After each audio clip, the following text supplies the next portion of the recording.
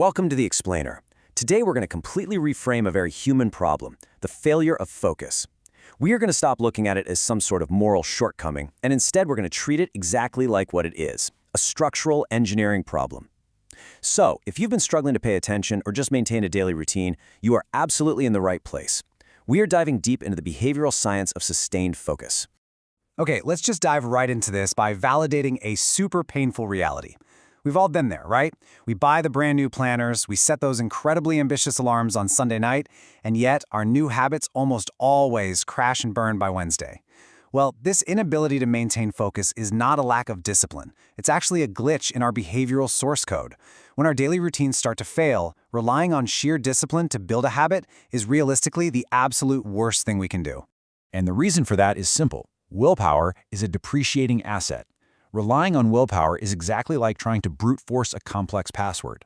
You wouldn't just sit at your computer trying 10,000 different passwords manually, right? Yet that is exactly what we do with our focus. Willpower is a finite battery. It drains with every single decision you make throughout your day. Think about it, from deciding what to wear, to what to eat for lunch, to prioritizing those 50 unread messages in your inbox. By 2 p.m., your willpower battery is just completely dead. It drains your energy, and as the research shows, it almost always fails. We've got to stop treating human behavior like a morality test and start treating it like a technical audit. So here is our roadmap for the technical audit today. We'll start with why willpower always fails, move to designing your choice architecture, then cover adding friction to distractions, removing friction for flow, and finally, automating your environment. All right, Section 1, Why Willpower Always Fails. We really need to look at why the human brain naturally defaults to low-latency gratification and why the filtering systems we used to rely on are just completely crashing in the modern world. Get this. Look at the sheer collapse of human attention.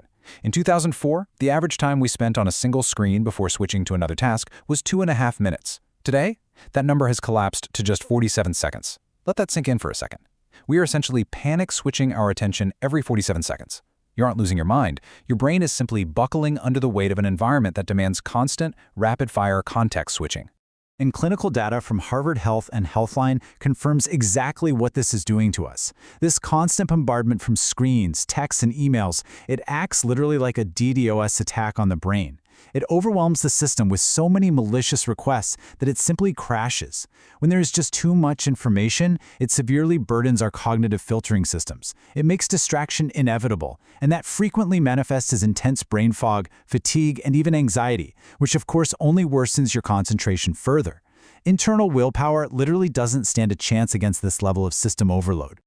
Moving on to Section 2, Designing Your Choice Architecture. Since our willpower is biologically doomed to fail under our modern cognitive load, we have to shift the burden of focus away from our minds and directly into the physical environment around us. And this is a concept called choice architecture. It's the deliberate structuring of an environment to influence decision-making by making the desired outcome the easiest default option. It's actually the exact reason supermarkets always put candy right at the checkout line. They're designing an environment to make grabbing a chocolate bar the easiest default option exactly when your willpower is completely exhausted. Well, we're going to reverse engineer that concept for productivity. Instead of just trying harder, we're going to physically and digitally patch our workspace so that doing the right thing becomes the absolute path of least resistance. Which brings us to Section 3, Adding Friction to Distractions.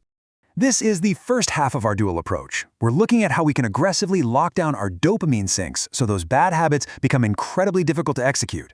The core concept here is algorithmic friction.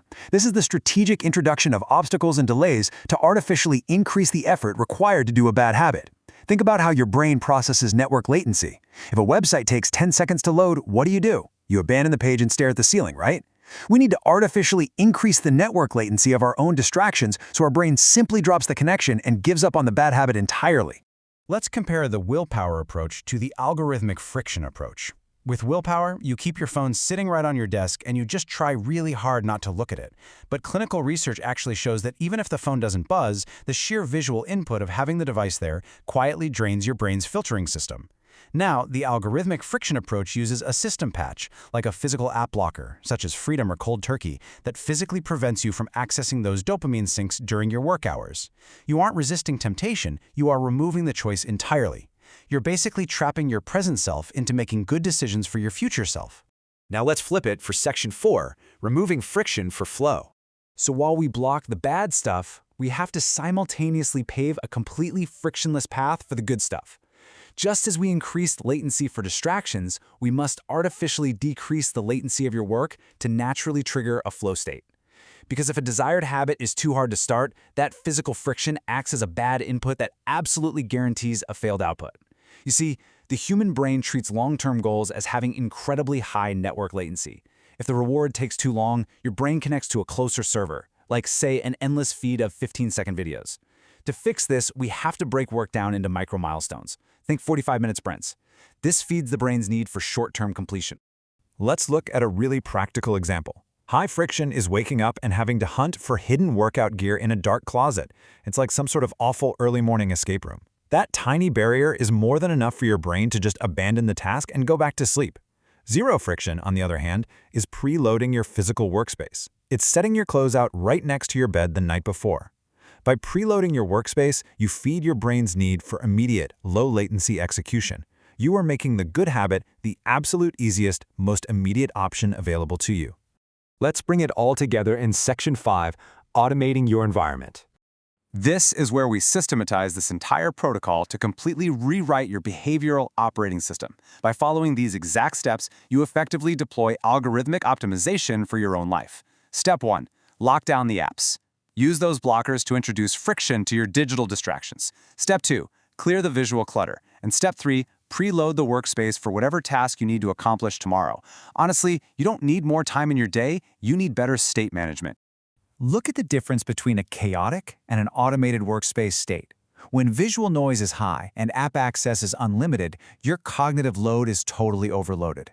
Visual clutter literally creates parallel processing tasks for your brain. Every single loose piece of paper, every open browser tab, every little red notification badge, it's a tiny open loop demanding a fraction of your attention. But when you strip down that visual clutter and actively restrict your app access, you directly reduce those parallel processing tasks that are quietly draining your mental RAM. And the results? You naturally slip right into a flow state. As you look around your own physical and digital workspace today, I really want to leave you with this final thought to spark your next steps.